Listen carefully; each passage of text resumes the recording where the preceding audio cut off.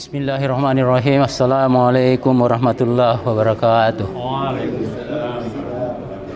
Alhamdulillah. Allahumma rabbana lakal hamd. Anta qayyibus samawati wal ard. Amin. Allahumma salli ala Muhammad wa ala ali Muhammad. Kembali kita di kajian Al-Quran. Kita kaji secara tafsiriyah. Adapun surah yang kita bahas masih di surah An-Nahl di ayat 44 sampai dengan ayat 50 secara tafsiriyah. Saya minta teman-teman bisa memberi tafsir sesuai dengan pengalaman-pengalaman bacaan kita ayat-ayat yang akan kita bahas ini. Mari kita baca secara bersama-sama. Tafadhal. A'udzu billahi minasy syaithanir rajim.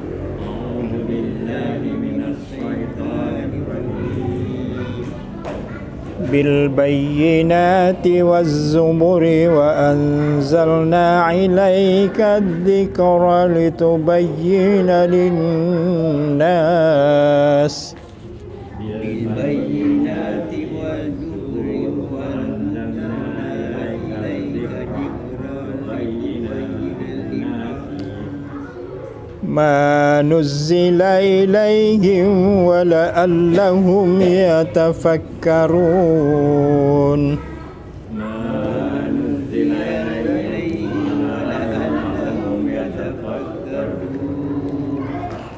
أفأمن الذين مكروا السيئات أن يخسف الله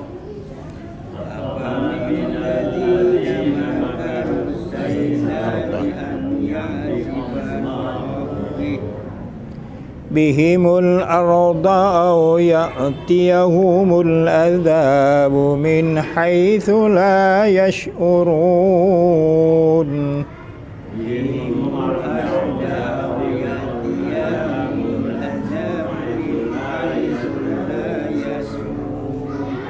أو يأخذهم في تقلبهم فما هم بمعجزين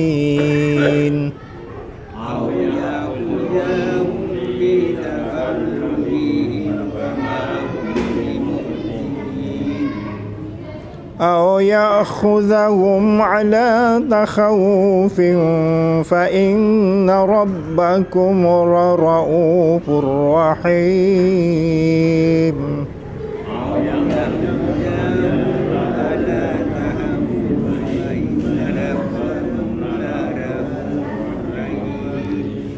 أولم يروا إلى ما خلق الله من شيء يتفيع ظلاله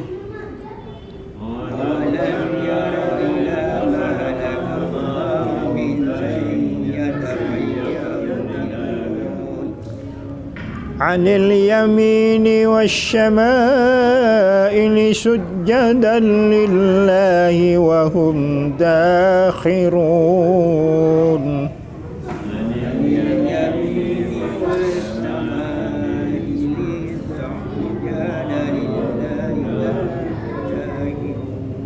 ولله يسجد ما في السماوات وما في الأرض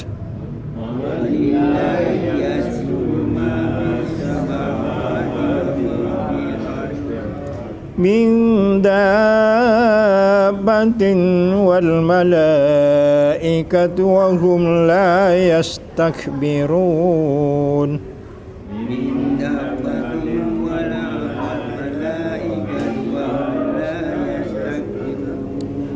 يخافون ربهم من فوقهم ويفعلون ما يؤمرون يخافون ربهم من فوقهم ويفعلون ما يؤمرون صدق الله العظيم. Assalamualaikum warahmatullahi wabarakatuh. Alhamdulillah alladzi 'allama bil qalam 'allamal insana ma lam ya'lam. Kita mentadabburi ayat-ayat Allah ini. Di sini dijelaskan bahwa di sini ada kata kitab-kitab. Jadi ini akan menunjukkan pada kitab-kitab yang turun sebelumnya. Yang kita ketahui itu ada 4 kitab, yaitu Taurat, Zabur, Injil, dan Quran. Sebenarnya itu Zabur kelanjutan daripada Taurat, demikian pula Injil kelanjutan daripada kitab Zabur. Al-Quran itu mencakup, dan ada kitab yang kita tidak tahu, karena ada lembaran-lembaran Suhuf Ibrahim wa Musa. Jadi ada lembaran-lembaran, tetapi tidak perlu kita cari karena sudah ada di Quran semuanya. Jadi simpulan daripada kitab itu sebenarnya sudah ada di Quran. Ya. Jadi kemudian di situ ada ancaman-ancaman, tetapi di sini ada anjuran untuk berpikir. Jadi kita memang disuruh berpikir. Dan alangkah bagusnya kalau kita memikirkan tentang ayat-ayat Allah. Ada 2 ayat Allah secara garis besar, yaitu ayat-ayat kauniyah alam. Kita baca alam dan kita baca yang tertulis. Ya. Ayat kauniyah dan ayat-ayat yang tertulis. Ya, itulah penelitian. Jadi penelitian itu sebenarnya riset, itu sebenarnya dia membaca alam itu. Ya. Hanya memang kita Indonesia ini kurang riset. Ya tadabbur alam. Kita kurang riset, ya, karena dianggap itu tidak nyata, padahal itu besar manfaatnya. Itulah riset, itulah Iqra. Ya. Jadi ayat kauniyah dan ayat kauliyah. Kauniyah itu ayat-ayat tentang alam dan iya. Nah, di sini diingatkan pula bahwa asap itu bisa datang di saat kau sibuk, di saat api ada juga asap yang secara beransur-ansur. Ya. Tapi kalau orang yang beriman akan selalu menganggapnya itu sebagai ujian. Dan kebanyakan itu orang lulus dalam keadaan ujian yang berat, ujian susah, ya, ujian miskin. Itu ingat Allah itu. Jadi kalau ada orang yang cepat ingat Allah, kebanyakan ya, tidak semua. Tapi yang jarang lolos itu adalah ujian kemewahan, ujian kekayaan. Iya. Nah, di situ biasanya lupa, di situ biasanya takabur, ya, itu. Tetapi kalau kita berserah diri kepada Allah, kalau datang nikmat kita bersyukur, kalau datang susah kita sabar. Jadi syukur dan sabar adalah pasangan itu. Bagaikan burung di sayap kanan itu adalah syukur dengan apa entah, dan di sayap kiri adalah sabar. Jadi kita terbang dengan berimbang. Nah itu yang mungkin ditambahkan dari bapak-bapak sekalian. Dari saya cukup sekian. Akhirul kalam, wabillahi taufiq wal hidayah. Assalamualaikum warahmatullahi wabarakatuh. Bismillahirrahmanirrahim. Assalamualaikum warahmatullahi wabarakatuh. Memang kalau ayat An-Nahl ini kita kaji, memang sangat menarik. Utamanya ayat 44, 43. Karena disinilah banyak terjadi kesalahpahaman, banyak terjadi masalah-masalah karena di dalam mengertikan Al-Quran ada yang belum sampai ilmunya ke sana. Di sini saya bacakan An-Nahl ayat 43. Dan kami telah mengutus sebelum engkau Muhammad, melainkan seorang laki-laki yang kami beri wahyu kepada mereka. Maka bertanyalah kepada orang yang mempunyai pengetahuan jika kamu tidak mengetahui.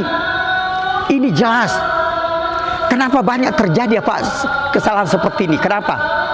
Kita bertanya kepada orang yang tidak mengetahui. Akhirnya kita dibawa kita jadi korupsi, jadi ini. Coba bertanya. Nah, kemudian ayat 44.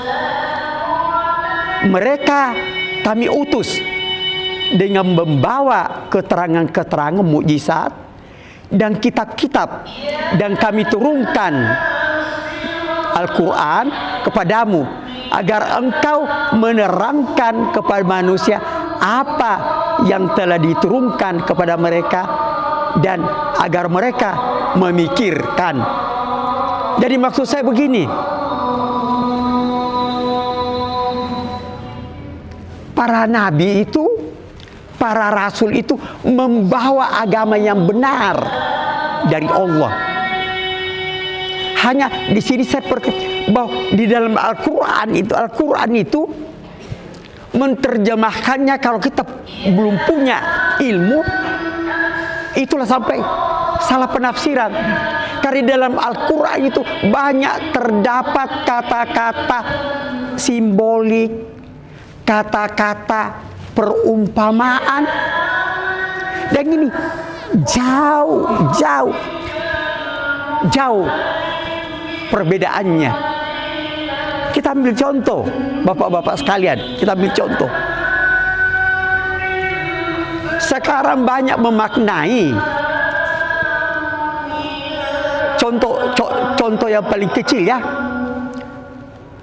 Nabi Ibrahim alaihissalam, dia menghancurkan patung.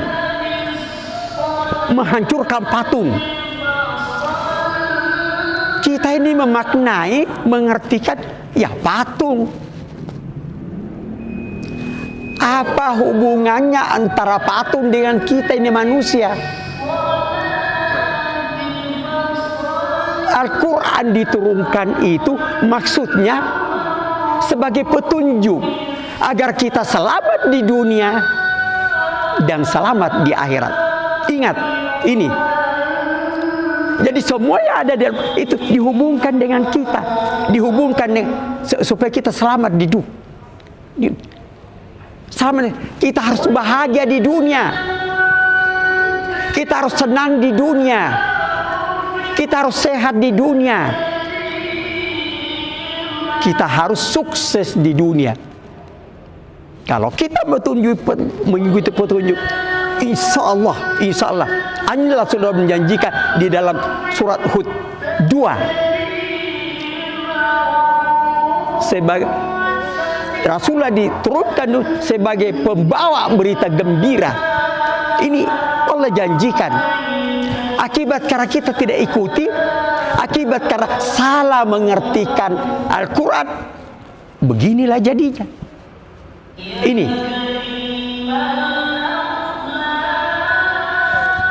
jadi ayat ini bapak-bapak sekalian jelas, makanya itu apa yang saya biasa jelaskan, bahwa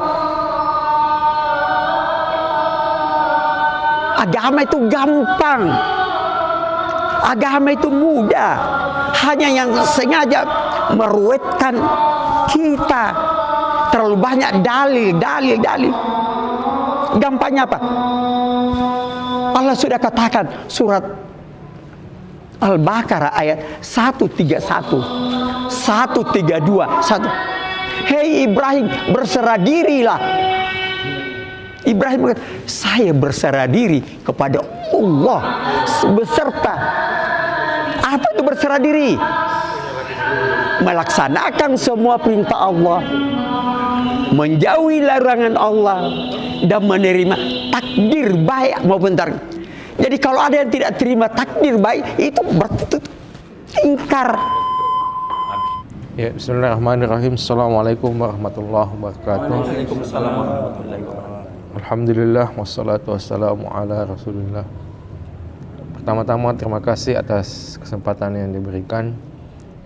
Kemudian yang ingin saya tanyakan adalah, ya ini termasuk mungkin kontroversi, bahwasanya ada sebagian dari kita kaum muslimin yang berpendapat bahwa semua agama itu sama, semua agama itu masuk surga. Apa landasan mereka? Ketika saya tanyakan kepada ada dialog ini ya, bukan saya tanyakan, ada dialog yang terjadi. Ada yang bertanya kepada mereka, mengapa Anda mengatakan seperti itu? Bahwa semua agama masuk surga. Katanya dalam Al-Quran itu tidak disebut innan nasara finnar, innal yahuda finnar, innal majusa finnar, tidak ada. Tapi yang disebut itu innal kafirina finari jahannam. Yang disebut masuk neraka itu adalah orang kafir. Dan katanya orang kafir itu bisa dari mana saja, bukan hanya dari bukan Kristen, bukan Nasrani, bukan Yahudi. Islam juga ada yang bisa kafir. Nah, jadi dia tidak mempatok bahwa kafir itu Nasrani, Yahudi, tidak. Jadi semua punya potensi masuk surga asal menjalankan sesuai dengan agamanya. Lalu kemudian muncul lagi pertanyaan, loh, kalau begitu kenapa Anda tidak masuk saja Nasrani? Kenapa Anda beragama Islam? Kenapa Anda tidak masuk aja Yahudi? Nah, lalu dia mengatakan ini bahwa karena saya ditakdirkan jadi Islam. Karena saya ditakdirkan orang tua saya orang Islam, jadi saya masuk Islam. Andai kata katanya orang tuanya Nasrani, dia akan jadi Nasrani. Andai kata katanya orang tuanya Yahudi, dia akan jadi Yahudi. Dan ini katanya dia mengatakan bahwa inilah katanya kebesaran Allah. Kalau agama dipatok surga neraka itu dari agama, maka bagaimana orang yang lahir misalnya dari Nasrani? Apakah dia punya pilihan? Bagaimana orang yang lahir dari Yahudi? Apakah dia punya pilihan? Itu kan, jadi itu katanya dasarnya bahwa sehingga mereka mengatakan semua agama itu masuk surga. Yang tidak masuk surga itu ya yang berbuat jahat, yang tidak mengikuti ajaran agamanya masing-masing. Itu mungkin ada pendapat dari Pak Ustaz Bapak yang lain. Terima kasih. Wassalamualaikum warahmatullahi wabarakatuh. Ya, jadi intinya kan dari kata Islam itu dari kata sin lam mim. Salam. Selamat. Ya, selamat. Jadi siapapun yang bersandar diri kepada Allah, maka dia akan selamat. Ya. Jadi ahli kitab itu di masanya dia selamat, di masanya. Kemudian datanglah Quran, khataman nabi, nabi penutup. Ya. Jadi orang Nasrani yang taat, dia akan mengikuti apa yang dibawa Muhammad. Orang Yahudi yang taat, dia akan mengikuti apa yang dibawa Muhammad. Dulu ini Pak Ya. Di masa di zamannya. Di zamannya. Ya, sekarangnya itu kan ada khataman nabi-nabi penutup. Kalau dia orang Kristen, Nasrani yang baik, maka dia akan ikut ini. Kalau dia orang Yahudi yang baik, maka dia akan ikut. Seperti di Yastrib, waktunya Rasulullah hijrah ke Madinah, kan banyak yang mendukung dia dari orang-orang ahli kitab yang mengetahui bahwa akan datang Nabi penutup. Bahkan di Injil pun ada. Setelahku akan datang yang namanya Ahmad. Itu kan ada di Injil yang asli, ya. Di Injil yang asli begitu. Jadi semua yang beragama, yang berserah diri kepada Allah, maka dia akan selamat itu, berserah diri kepada Allah. Artinya berserah diri kepada Allah sesuai dengan tuntunan Rasul. Rasul itu kan banyak Rasul. Ya. Tiba Nabiullah Muhammad SAW, barang siapa yang mengingkari Quran, maka dia berarti mengingkari agamanya, mengingkari agama yang dibawa oleh Rasulnya. Ya, iya, ini betulnya pikiran ini. Bisa dikatakan Nasrani sekarang, Yahudi sekarang itu kafir atau bagaimana? Kafir itu berasal dari kata kafarah, menolak, menutup. Dan kafir itu ada dua. Jadi orang Islam juga ada orang kafir. Kafir sugrah. Umpamanya tuh salat tapi dia tidak salat, itu ingkar namanya. Tapi kafir kecil. Nah, kafir kubra itu adalah yang tidak mempercaya akan keesaan Allah dan kerasulan Muhammad. Artinya itu ya. Islam kan itu bisa dikatakan kafir. Dari segi makna. Artinya menolak, kafir itu menolak atau menutup diri dengan itu. Jadi itu dari segi makna itu. Ya, hanya memang ada yang merasa tidak enak kalau disebut kafir. Padahal kita juga kafir ini. Kafir terhadap agamanya dia. Jadi kita juga orang-orang kafir juga kalau berbicara tentang agama dia. Jadi tidak ada masalah karena kafir tadinya. Dan itu ada di Quran, ya ayyuhal kafirun.